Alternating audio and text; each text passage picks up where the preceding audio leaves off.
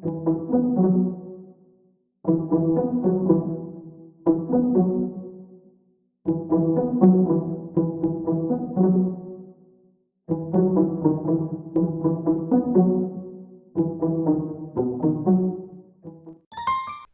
mampiteniny mona ny tsy fandriam-pahalemana any Toamasina any sy manerana ny Madagasikara amin'izao ankehitriny izao.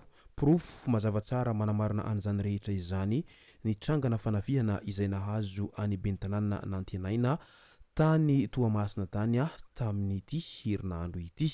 Ka ny pitsopitsony mahakasika an'izay no fakafakaina amintsika atao anatin'ity vidéo ity, ka manasa antsika rehetra anaraka an'ity vidéo ity hatramin'ny farany. Aza adino ny milaiky ny vidéo antsika ary tsarovatra hatrany ny miabone amin'ny chaîne antsika mba ahafahanareo manaraka tsy tapaka ny vidéo izay lefa nahito isan'andro. Tsy ampy mo isika fa avy hatrany tonga dia vavany ndao ary.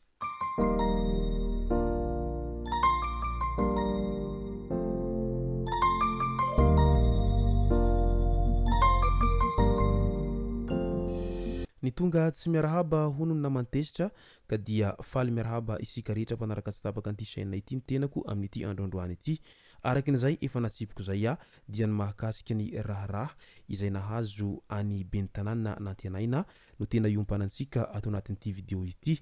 Fa milohan'izay dia ndao aloha ho resantsika ireto tsara ho fantatra manaraka ireto. Tany Fort Dauphin, lakana miisa 7 eo no tavela tany anaty ranomasina. Efa misy ny avitra ny sasany tamin'izy ireo. Misa 4 ny hita eny amin'ny 100 metatra mialan'ny morontsiraka saingy sahirana izy ireo amin'ny onjan-dranomasina ary ny sasany kosa mbola lavitra. Efa mandeha ny asa famonjena ireo lakana sy ny mpitondra azy raha ny voalaza ny loharanom-baovao voaray tamin'iny andro ny afako maly iny moa ity tranga ity no niseho. Jono Makamba indray misokatra manomboka amin'ny voalohany volana martsa misasaky ny alina ny Jono Makamba rehetra manerana ny faridranomasin'i Madagasikara ho an'ny taom-piotazana 2024 raha ny fanambarana ofisialy izay navoaka ny eo anivon'ny ministeran'ny Jony sy ny toe-karena manga. Voarara kosa ny manjony amin'ny alina ho an'ny Jony vaventy amin'ny ilany andrefana manomboka amin'ny 9 alina hatramin'ny 10 maraina hatramin'ny 14 aprily 2024 ho avy izao. Filoham-pirenena indray dia tonga nitsidika ireo traboina. Tonga namangy sy nitsidika ireo traboina teny Anosizato no ny fiakaran'ny rano ny filoham-pirenena Andry Rajoelina. Nitondra fanampiana mba ho fanamaevanana ny fahasahiran'izy ireo ny filoha ary nanome fankahirezana ho azy ireo hatrany. Fantatra tao anatin'izany fa tokantrano manodidina ny 700 no tsy maintsy nafindra ao amin'ity toby ity ankehitriny ary nomena vary 10 kg avy, menaka, ronono mandrimamy, body fotsy sy kojakoja ilaina andavanandro. Notoloran'ny filoha Andry Rajoelina fanampiana ara-bola ihany koa izy ireo hanamaevanana izao fotoany sarotra handalovan'izy ireo izao. Efa misy ireo ezaka izay nataon'ny fitondram-panjakana ka nampihena ny isan'ireo traboina sy ny tokantrano tsy maintsy nafindra toerana noho ny tondra-drano.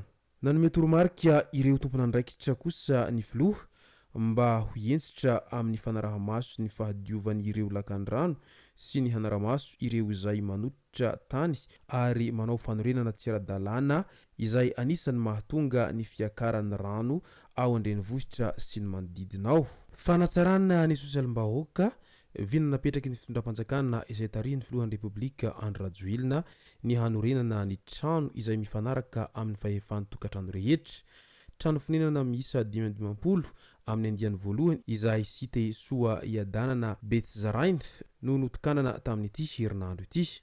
Raha tamin'ny repoblika voalohany no nisy politika fanorenana toeram-ponenana farany tao Madagasikara dia efa maharitraritra 17,703 ireo trano amin'ny sokady samihafa izay nahorona manerana ny nosy nanomboka tamin'ny taona 2024. Vinan'ny fitondram-panjakana ihany koa ny fananganana tahirin-tany na réserve foncière hahafahana manorana trano ho an'ny sokajin'olona rehetra. Etsy andaniny ny tetikasa ankohonana miarina izay hahafahan'ireo tokantrano marefo manova ny fiainana ka misitraka trano sy fampiofanana hahaleo-tena amin'ny alalan'ny fambolena sy fiompiana.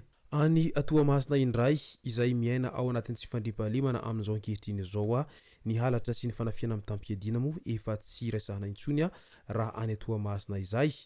Ka nisy mpangalatra moto anankiray izay tratra tany Toamasina any tamin'iny andro ny omaly iny.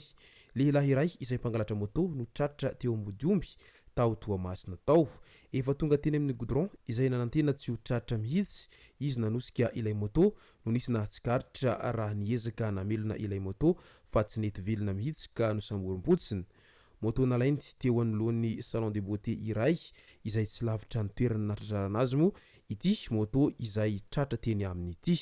Manoloana an'ity faratrarana raha namana mpangalatra moto ity moa dia samy niezaka nametra-panontaniana ny tsirairay amin'ny hoe tena fahasahiranana ve sa ny fangalarana izay efa nahazatra no mahatonga an'ity raha namana ity no manao halatra tahaka an'izao, satria mantsy araky ny vaovao voaray hatrany efa mpamerikeloka ity raha namana izay tratra nangalatra moto ity, izany hoe efa zavatra nahazatra azy hatramin'izay zany ity resaka fangalarana moton'olona vao hitany mipetraka etsiroa ity.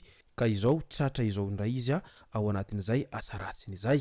Andao amin'izay foresantsika ao anatin'izay tohindra rantsim-pandimpahalemana any Toamasina izay no mahakasika ny raharaha nantenaina izay fantatra fa nisy nanafika tamin'ny ity herinandro ity hatrany. Voatsela isika no nandre fa nisy polisy anankiray izay voatifitra noho ny fanafiana amin'ny tampiadiana izay ary maty tao anatin'izay fanafiana izay moa ny zanaka an'ity polisy izay voatifitra ity. Vantany vao nandre an'izany ny ben'ny tanàna nantenaina dia tonga nitsidika sy namangy an'ilay polisy teny amin'ny hôpitaly ary andro vitsy taorian'izay dia fantatra ihany koa fa nisy nanafika inantenaina tao anatin' izay fanafiana amin'ny tampiadiana izay hatrany. Fantatra mantsy fa nisy nitifitra tamin'ny zavatra izay mbola tsy fantatra ny fiaran'ity ben'ny tanàna no sady mpanakanto nantenaina ity. Tsy maty foa manaina ny tenany tao anatin'izay. Tranga izay niseho teo am-paratanàna feno revesta tamin'iny andro ny alarobia iny tokony ho tamin'ny 4:00 anatin'ny fikarakarana ny tournazy klipy no niseho ity tranga ity. Soa fa tsy tao anatin'ny fiara izy tamin'ny fotoana nisy any fompoahana io. Misy tritra be ny fiara ny taorian'ilay zavatra niseho. Midika izany rehetra izany fa tena tsy mandry fahalemana ny tany amin'izao ankehitriny izao. Ary indrindra fa iny any Toamasina iny dia tena ahitana taratra an'izay tsy fandrimpahalemana sy ny fanafiana amin'ny tampiadiana etsiroa izay.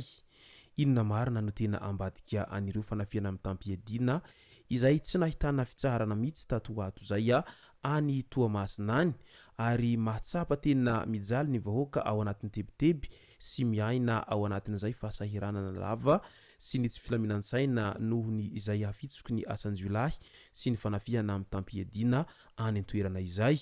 Tsy vitany mandroba fananana ihany ireo olon-dratsy fa manapitra hatramin'ny aina mihitsy ka ilana tena fandraisana ndraikitra hensitra dia hensitra ny zava-mitranga any Toamasina any amin'izao ankehitriny izao.